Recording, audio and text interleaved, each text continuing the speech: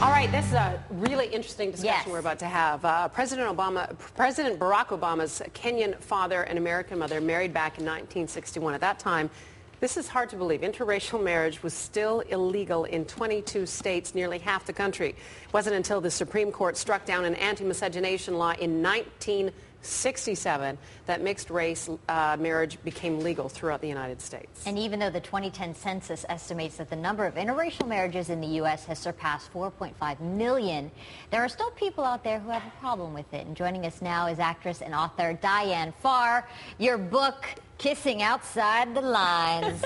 Diane, you know, it's interesting, and I said this is based on your personal experience. It's kind of your memoir. And I said you were very honest and open in this book. But tell us why you decided to tell your story and about your husband. My husband is Asian, and when we first started dating, about our 6th date in, he finally said one morning, well, this is kind of going to be a problem for my parents. And I said, why? And he said, well, I'm supposed to marry a Korean girl. So I thought, do you have another girlfriend who's Korean? What are you trying to tell me? Right? And then he was saying, it to me now. well, they've always sort of, and then I thought, do you have an arranged marriage? Is that legal in America? And as the conversation kept going, it was one of those conversations that a lot of parents have. Everybody's equal, everybody deserves the same chance at education and real estate and friendship, but you can't love one of them.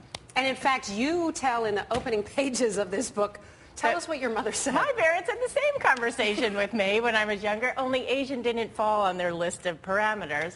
So 1 year into my marriage, my mother looks at my husband and says, we always hoped that Diane wouldn't marry outside of our race when she was a child. And the deadly silence in my living room was so foreboding that I finally had to say, Mom, you know that Singh is a different race than us. And she said, no, he's not. And what was the distinction in her mind? Because you were both Black American and white. That was it. Which is, in some ways, a New York thing. My parents were immigrants. They had very specific rules. They grew up in a very specific ghetto where people were their color. And in this ghetto, these people they fought with. And it went back and forth. But my mother and I negotiated that discussion for 20 years. Wow. It just kept going and going. And by the time I was getting married, anybody was welcome. 3 grandkids later, are his parents won over? His parents are won over. I'm not sure that it was the grandkids. The grandkids will usually do it, but in his culture, it was age. We were 35 when we were getting married. It was time. And they were like, ovaries. Anybody, just bring please. ovaries that are functioning, uterus to hold the baby. Well, how much of that do you think is generational? I think it's almost all generational. I think our generation has the ability to change it as long as we're talking about that little private conversation that parents have at home. As soon as Barack Obama was elected, it was like, wow, we're post-racial. Right. One man's job doesn't necessarily make us post-racial, not at home. You have they're still quite young, but when you see them growing up and getting older, do you think they'll, face the same kind of issues with that, or do you think it'll be depending on different for where them? we live? Well, that's don't you think it's regional to degree? Yeah, it is. And I had an Asian girlfriend in college, and I remember we took a trip together, and it never even occurred to me that any of this was anything. Right. And we changed planes in the Atlanta airport, and I felt walking through that airport, there were like daggers. Yes. But that's a long time ago. Yes, but I'm not sure in Atlanta or Alabama, some of those laws are still on the books in some states in America. Like I saw something in the news yesterday that they were trying to change something in Alabama.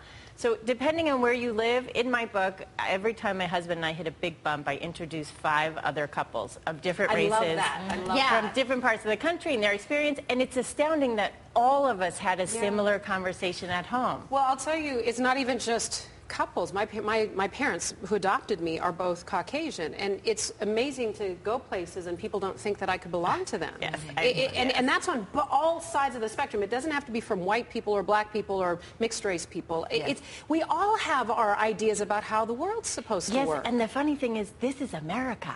Right? Like, this is our culture. Yeah. Right. And nobody It's is a melting calling pot. our Hello. culture a culture. Right. You know, we're identifying with things that don't have anything to do with where we anything. live. Right. That's interesting because you bring that point up in the book, which is we're a country where everybody, for the most part, has come from somewhere else, whether it be 1 generation ago or 5 generations ago. Yeah. And yet we're holding on to the old country. Yes. And sometimes maybe that's keeping us From apart having... still. We're all Americans, but yet we're holding on to I'm Irish American, I'm Italian American, I'm But here's the thing, and maybe these are all definitions. For example, your in-laws. Yes. Did you think of them as being prejudice, or they were just trying to sort of traditional?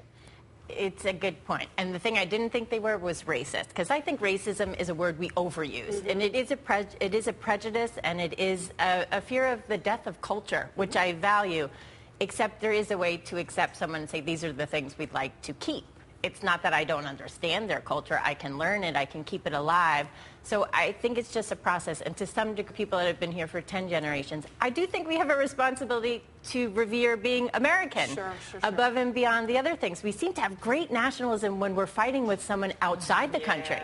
If we had a little bit more love for each other within the country, there'd be less division. The book is fantastic. Can you really quickly just run through 3 tips? If somebody's at home dating outside their race, their religion, whatever, can you give them some real quick tips on things to consider? The thing that was the most interesting from interviewing all the couples was to think about the long-term goal, that you're not in a race, that you're in a marathon, that sort of living the life you want to live is the best example you can do, better than any speech you can come up with, especially to your own family, where we never edit ourselves enough. And to remember that all emotions come from love or fear. Even when someone's saying something really nasty to you, it's probably out of their own fear of what they want for their own kids.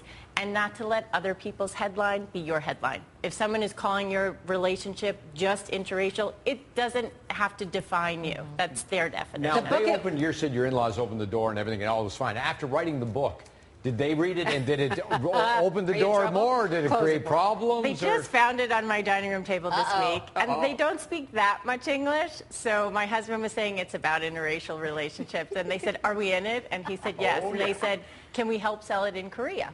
So how about that? The book is titled Kissing Outside the Lines, a true story of love and race and happily ever after. Diane Farr, thank you so much. This is such a courageous book and interesting book. Thank you so much for coming to visit. Thanks.